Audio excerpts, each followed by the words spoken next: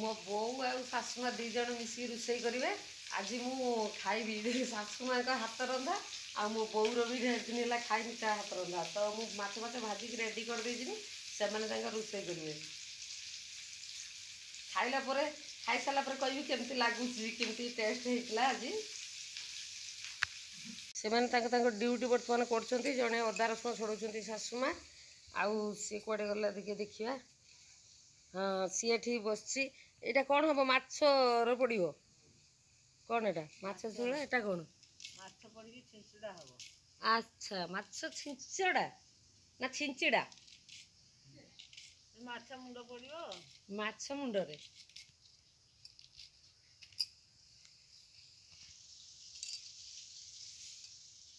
तुम्हें कौन कर माँ अच्छा आज जबरदस्त रोषे हम जाओ आज भाग्य बदली गला मोर ना कौन बस खाइमी आज दी समधुणी खटी चलती कौन शुणा देखा कौन कर कथा केते मनर पइला आसनी तुम पाखक जहा देखा है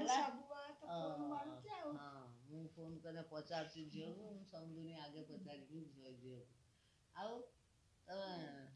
दिह पा सब भल ना कौन देहपा भल आठटा तो धरुची मोर भी से आंठू होची कमर धरची गुड़ पकई पार बयस होगले से हम बयस जिते दिन को दिन बढ़ रोग से बढ़ आ बुढ़ा लोक है कतुर मकर आसुची मकर कुआड़ जीव ना गाड़ी फाड़ी नहीं जीवे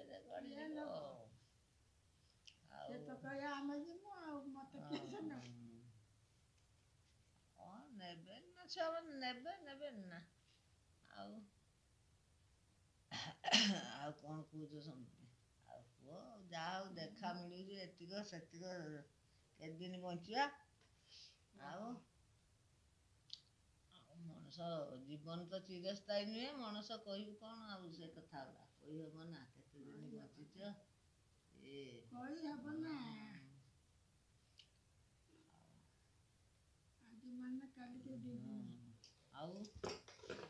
संध्या बेले चा पीच ना हाँ संध्या बेले चा बो को देला पीनी झी पिठा पिठा करदे क्षीर फीर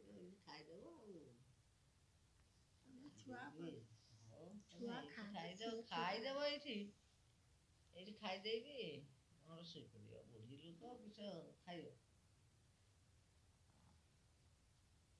खाईदेव कौन कौच कह कौन कहमी सान नाती आज आसती सान नाती बालेश्वर पढ़ुची जा रही आज आसती घर को तार 2 दिन रही पलैब सोमवार सकाल पलैब जाओ देखा है मोर आसतीन बोली देखिपारि हाँ से बार भी आसी शुक्रवार शनिवार आसने देखा मिल ना मिल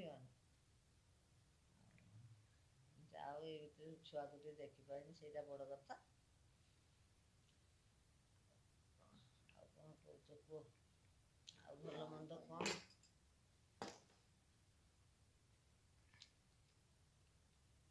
गप चलैच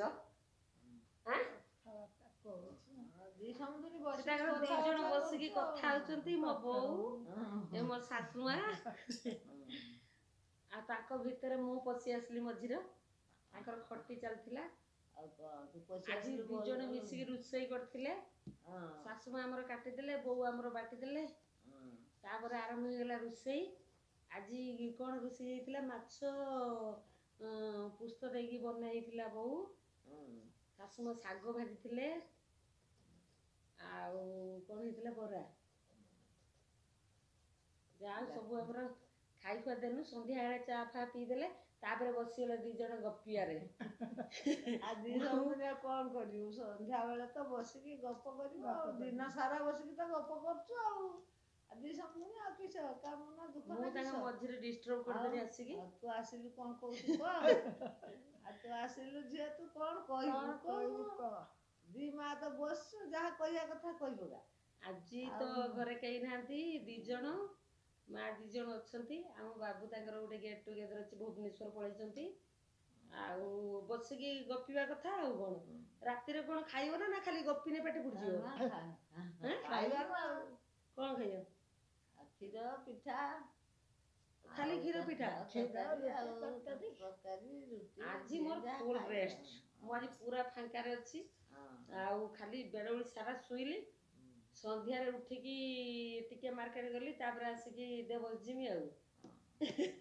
ଆଜି ମୋ ବୋଉ ହାତ ରନ୍ଧା ଖାଇବି 1.5 ଦିନ ହେଲା ଖାଇନି।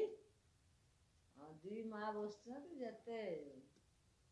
ଯେତେ ଗପ କରିପାରିବୁ କର ଯେତେ ବସିପାରିବୁ ତମ ଗପ ଭିତରେ ପଶି ହଉନି ରେ ବାବା ଇଏ ନନଷ୍ଟପ ଗପୁଛ। ଆଜି ସବୁଦିନ ବସିକି ଆଉ କିସ କରିବୁ ଖଟି ଗପ କରିବୁ ତ ଆମ ଦେହ ପା ଶରୀପା ଏଇ କଥା ଆମେ ଆଲୋଚନା କରିବୁ ଆଉ କଣ କରିବୁ। ତମ ପେଟ ଗରମ ହେଇଯାଇଛି କି? କାଶ କାଇଁ ହଉଛି? କାଶଟା ହଉଛି ଥଣ୍ଡା ଏଇନା ତ ଥଣ୍ଡା ପଡୁଛି ଥଣ୍ଡା ବୁଢା ଲୋକକୁ ତ ବେଶୀ ଥଣ୍ଡା ଆଉ ଥଣ୍ଡାରୁ କାଶ ସବୁ ହବ। ଆଉ ମୁଁ ଆଇଲା ପରେ ତମର ଗପ ବନ୍ଦ ହେଇଗଲା ଆଉ ଚୁପଚାପ ସବୁ ହେଇଗଲ ସବୁ ଆଉ କଣ। କହୁନ ସମସ୍ତଙ୍କୁ କୁହ କଣ କହୁଛ? କୋଉଠି ବୁଲତେ ଯିବ ପ୍ରୋଗ୍ରାମ ହଉଥିଲା ନା କଣ? ବୁଲିବୁ ଆଉ କୋଉଠି ଆଉ ନା ବୟସ ମା କଣ ଅଛି କହିଲେ ନା ମୋ ବୁଲିବୁ। ଗୁଡ ହଉଛି ମତେ କିମିତି ଯିମି ସିଏ ବୁଲତେ ପଳେଇବେ ମତେ ନେବେନି। ମତେ ବୁଲିତେ ତମକୁ ଢେର ନେବେନି? ଲାଗେ ମୁଁ ମିଛ କଥା ଯାଇପାରୁନି। କହୁଛ। ମିଛ କଥା କହିଲି ବା ମୋର ତ ଗୁଡ଼ ହଉଛି ଆଉ ଗୁଡ଼ ନାହିଁ କଥା ହେଲା ସେଇଆ ତୁମର ଗୁଡ ହଉଛି ତମେ ଚାଲିପାରୁନ। ଆଉ ମତେ ନେଲେନି କଣ କହିଲ ଏଇଟା ମାନେ ପୁରା ଡାହା ମିଛ। ମୋ ଝିଅ ମାନେ ସବୁ ଗଲେ ପୁରୀ ମତେ କେତେ ଡାକିଲେ ଟିକେଟ କରିକି ନେଇଯିବେ ବୋଲି ସେ ମୁଁ ପୁରୀ ଯାଇପାରିଲିନି। ଯାଇକି ଦେହ ମାନେ ପୁରୀରୁ ଆସିଲା ପାଖରୁ ମତେ ମୋ ଦେହଟା ବି ଭଲ ନାହିଁ। ମୁଁ ତ ଥଣ୍ଡା ଫଣ୍ଡା ହେଇଗଲା ଟିକେ। ଶାମ୍ବ ଦଶମୀ ନୂଆ ବର୍ଷର ପଇଲା ମୋ ପୁଅ ପାଇଁ ମୁଁ ମାନସିକ କରିଥିଲି ମୁଁ ସେଇଥିପାଇଁ ଗଲିନି। ଝିଅ ଜୋଇଁ ଆମ ସମସ୍ତେ ନାନୀ ଡାକିଥିଲେ ବାଡି ଦେଇଥିଲା ଯୋଉ କହିଥିଲି ନାନୀ ବାଡି ଦେଇଥିଲା। ଯାଇପାରିଲିନି ଆଉ କଣ କରିବି। ହଉ ତମେ ଗପ ମୁଁ କଣ କରେ। ଚାଲିଛି 2 ଜଣଙ୍କର ଏଯାଏ ବନ୍ଦ ହଉନି ଆସିଲାଠୁ ତ ଏଯାଏ 2 ଜଣ ତାଙ୍କର ଗପୁଛନ୍ତି ଯାହା ଗପୁଛନ୍ତି ଏକା ଜାଗେ ଖାଇଦେଲେ ଏକା ଜାଗେ ଶୋଇଗଲେ ଦେଖି ଏଯାଏଁ ଗପୁଛନ୍ତି ତାମାନେ ଯେତେ ଦିନ ରହିବେ ଏଇଭଳିଆ ରାତି 12ଟା 1 କରିଦେବେ ଗପି ଗପିକି। ସିଏ ବନ୍ଦ ନନଷ୍ଟପ ଗପିବେ। ସମୁଦୁଣୀ ଦେଖା ହେଇଛନ୍ତି।